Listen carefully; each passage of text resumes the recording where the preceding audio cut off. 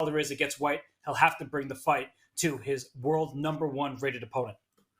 Yeah, and for better or worse, there's minimal break time between these two games, so they're thrown right back into the thick of the action. Firouzja needs to recover at a moment's notice. Magnus feeling a lot more comfortable. You can see it on the camera. He's back in the zone, and it's the Italian game, Robert. I can confirm I did have some pasta for dinner last night, inspired by all of those Italians we saw.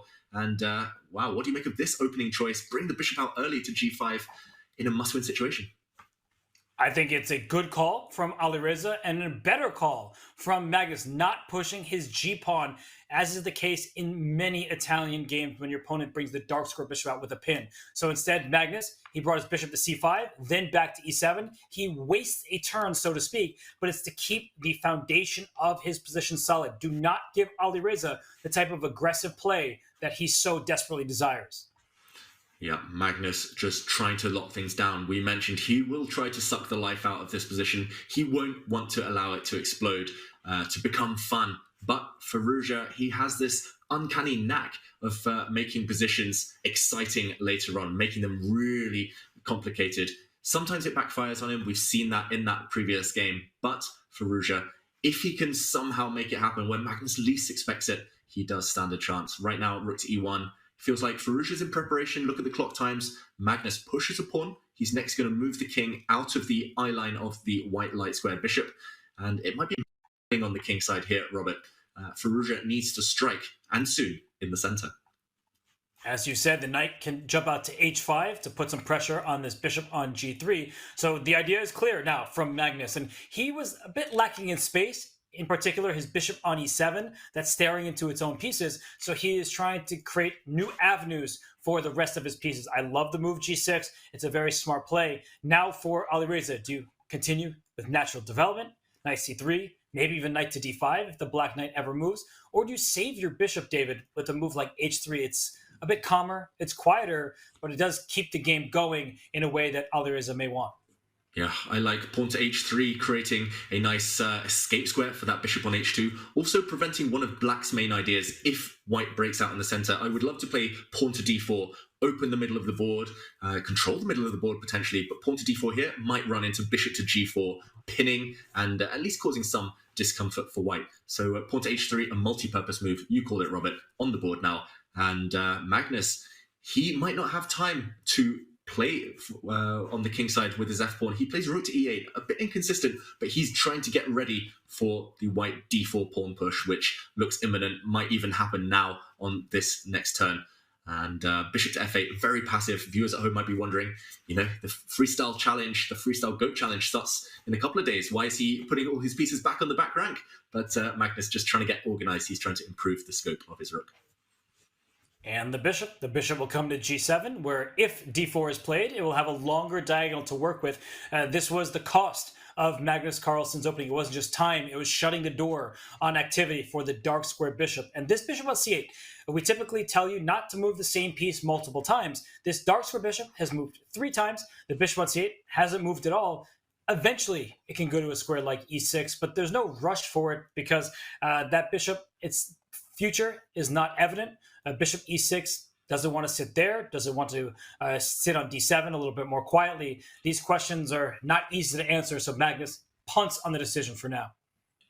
Yeah, and look at the clock time as well. Already, it's still early days. Both players in preparation until recently, but Firouzja just looks like the slower player right now, maybe in his own head a bit too much, thinking about the match situation. Bishop to h4 though, Robert. That is the definition of provocation. He's trying to pin, he's trying to force Magnus to lash out with a move like g5, but that's never going to happen. Magnus is never going to open up his king in a situation he just needs a draw. Bishop back on g7 now. Looks really solid for black. How to break this formation? It's not easy. I like the idea from Alireza. As you said, he's trying to provoke g5. Magnus wants no part of that. He does not want to push pawns in front of his own king. He wants to ensure its safety. So what next? That is a huge question. In order to start going for ideas and trying to take advantage of squares, you sometimes need to move pawns, create pawn breaks, and open up files. But a move like d4 is now the right time. now the black bishop is sitting on g7, it looks difficult to accomplish, and that's why we see the knight into d5. So David, black is responding. Magnus, all of his moves, they're logical follow-ups to white's choices. Yeah, really logical moves from Magnus, just improving pieces. But finally, I think he might have to answer the question, what next? This last move, pawn to c3, indicates that white has covered pretty much every square on his first 4 ranks. Queen to b3 was in the air, hitting on the queen side. Magnus trades off, Robert, and this is a really committal decision. Black's light squared bishop was one of the pride and joys of his position, covering all the light squares. We talk about the Italian opening, the Spanish opening, white's light square bishop as well on his side, the pride and joy. And now it's uncontested, this piece. To my eyes, this looks like a favourable trade for white. Do you think Magnus has something specific up kind of in store for us? Well, he pushed his g-pawn. That's not something he wanted to do, but it allowed him to get that light square bishop back. So black's pawn structure on the queen side is doubled. Isolated a5 pawn. That could be a target later on.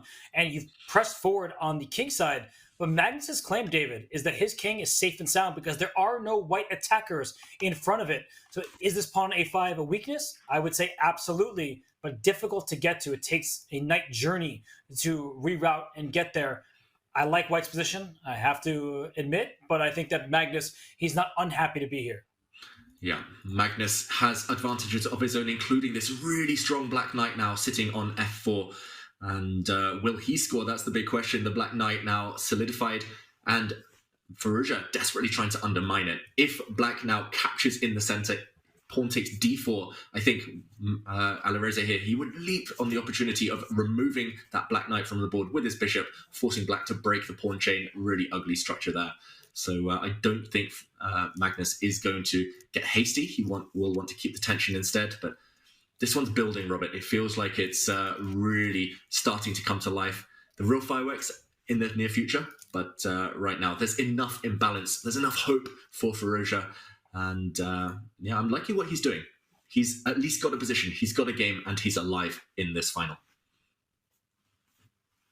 And black's pawn structure is not getting any better anytime soon. In fact, if white takes on e5 and black takes back, we see double isolated c-pawns in addition to the isolated a-pawn. But Magnus, he is counting on activity and play against the white king. And Alireza, he does have the long-term advantages. So, David, I would say that as this game continues, the advantage is in Alireza's favor just because of the pawn structure, but the dynamic play is in Magnus's favor. Yeah, Robert, I'm going to ask you to do one of your favourite things, to move some pawns to squares that unfortunately they cannot go to. If a black pawn were on b6 instead of c6, if black's pawn were on g6 instead of g5, then black's structure would be perfect. So harmonious, no double pawns, isolated pawns, no weak squares in your camp. But now the f5 square is a huge target for the white knight to get into later. The black queenside pawns just ripe for the picking in any endgame. Any endgame, actually, white's simply going to win. You can create a pass pawn on demand on the A file. So Magnus, he won't be able to rely on his endgame trickery anytime soon. Definitely long-term advantage white. And I like the fact Firouzja has sped up in what is his second Champions Chess Tour final. 6 minutes on the clock against 7.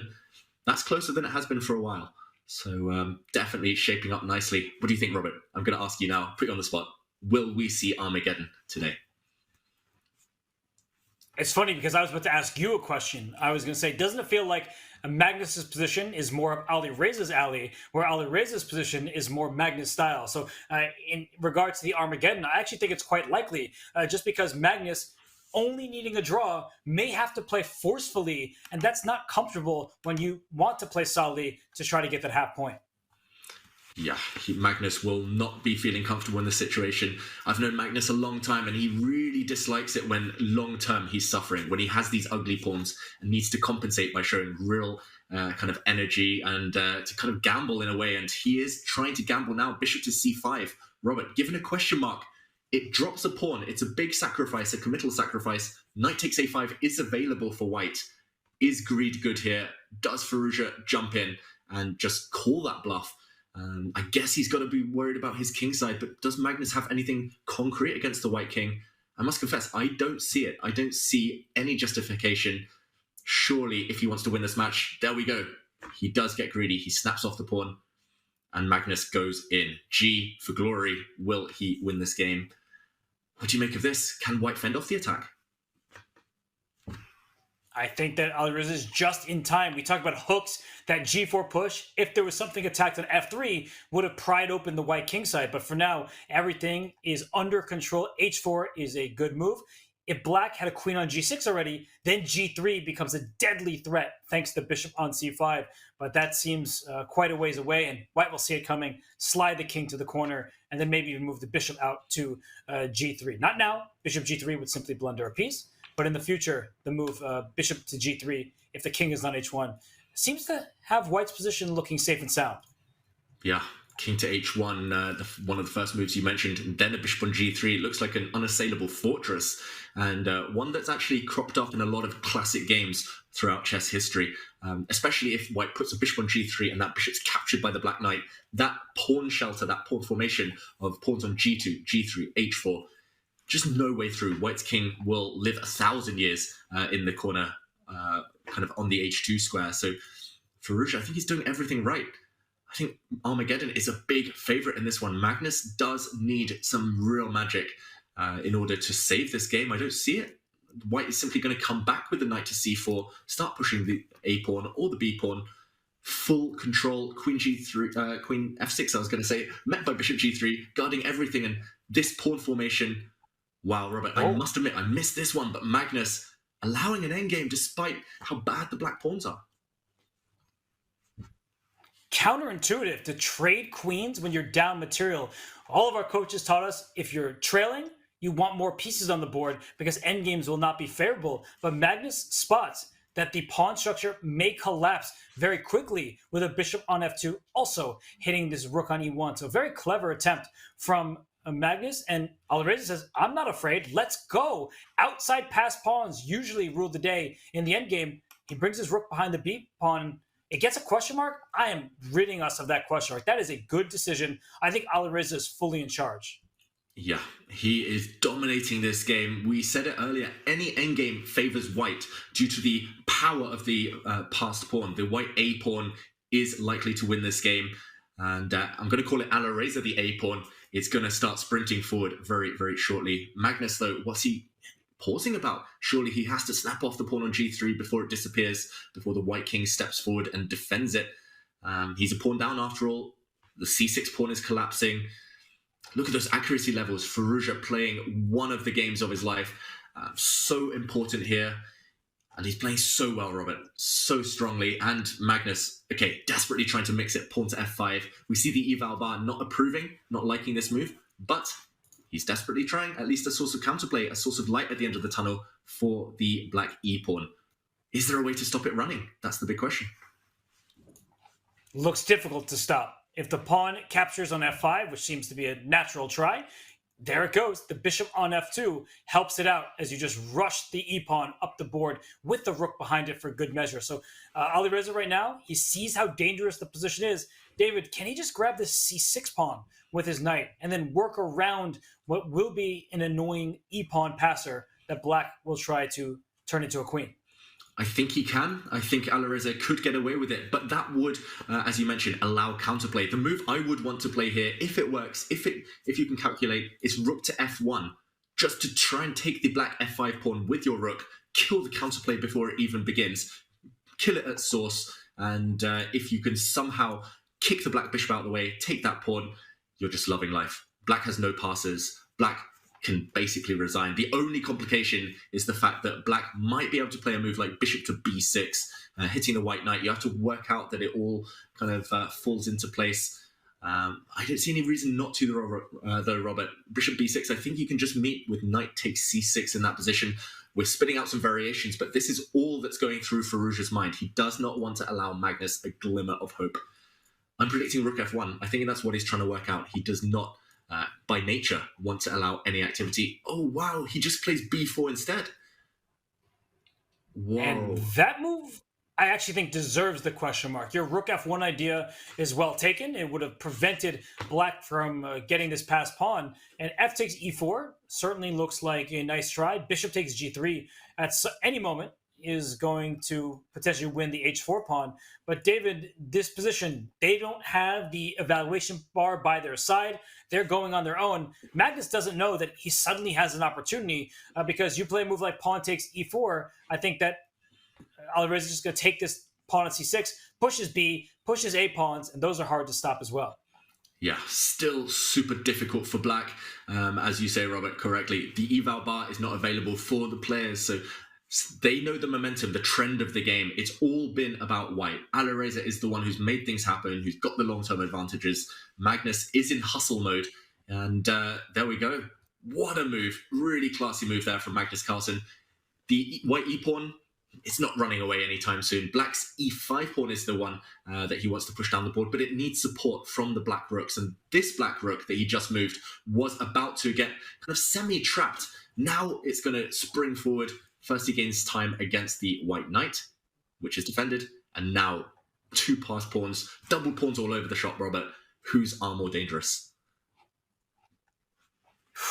I would be thinking rook to b4 just to go after these pawns on the fourth rank, but the e-pawn is the one you need to stop. And of course, black will push it forward, and then again, and then one last time before it becomes a queen. So I would be super nervous here if I were Alireza Firouzja. The evaluation bar is at zeros. Neither player knows that, but I would say more than anything, it's become a game with all three results on the table. It looked like one-sided traffic. Now Alireza Firouzja is probably worried about how he continues because the e3, e2, e1 push is so obvious. Yeah, Magnus Carlsen. I'm going to eat my words. I thought he was almost out of it. I thought he was devoid of any active counterplay whatsoever. But pawn to f5, that was just pure genius. Just giving him practical chances. And suddenly you can see it on the camera visibly. Firouzja is nervous. He realizes it's no longer within his grasp necessarily. He still needs to play really well and just to fend off Black's active play. He's given the opponent a clear-cut plan. And that is the cardinal sin of rapid chess. 1 minute 30 against 4 minutes. Suddenly it's an uphill struggle. Suddenly Armageddon. It's a distant dream. Rook to b4. I love it, Robert. He plays it, Alireza. He is going for those black pawns, those weak pawns. And he's going to at least be able to stop from behind the forerunner, the black e4 pawn, if it steps forward. But where does Magnus now seek counterplay? It feels like it's just a totally irrational endgame. Really hard to evaluate. Irrational is a good word, not maybe necessarily in life, but for this position, because rook takes g4 is check. White currently has 6 pawns, black has 5. It's actually hard to count them because you see that they are all scattered. They're mostly isolated, and after rook takes g4, black will be a pawn down. So I would take this pawn on g4 and then try to bring my rook back to e4 to freeze black's pawns before they run forward. This is looking like a position where Magnus needs to prove that he can hold the half point. And whoa, as soon as I say that, the wrong move from Alireza and the blue arrow is in, David. Rook d2, and Magnus isn't just okay. Apparently he's winning. Wow, Alireza missing the opportunity to grab a pawn for free with check. I'm not so sure about that one. He maybe was afraid of taking that pawn, allowing the black king closer towards the center, but of course Magnus jumps on that opportunity. He finds the move indicated by he lost control. He allowed too much counterplay. And suddenly, hard to even find a move, Robert. It's inevitable. You can't stop black's plan. And I wonder what the difference was, because a turn ago, it was all zeros, and rook takes g4 that you could have stolen a pawn. I don't know why that would have changed the nature of this position. Rook f1 played. Black can, in fact, push the pawn to e2. You'll get this rook for a bishop and pawn. I wouldn't actually want that just yet. Can black slow down? David, can black be extra greedy, protect this bishop first, and then push the pawn next? Magnus does it. Magnus does it. We saw that look on Magnus's face, that kind of momentary, like, that confusion, that frown. Why not? Why aren't I just winning right now? And I think it's starting to settle in. It's starting to kind of become real for both players. They know Alireza now down to 10 seconds. Nothing he can do. Pawn to e2 wins a whole rook. This might be the last few moves of the Chessable Masters 2024. Pawn to e2. Looks automatic here, Robert. Why not? The black bishop's defended. Nothing to do. Alireza looked away. 4 seconds left. Is this the final moments of the tournament? It is Magnus Carlsen. He needed a draw, but he gets a win, and you can see that he is relieved. He's happy because Alireza Firouzja gave him everything he could handle, winning the grand final, forcing the reset. But when all is said and done, as is usually the case in top-level chess, Magnus Carlsen wins the tournament, the Chessable Masters 2024, the first event of the Champions Chess Tour. David, what a performance from Magnus. His back against the wall after losing the final. He gets into the reset, and he was a new player. Yeah, Magnus revitalized, and he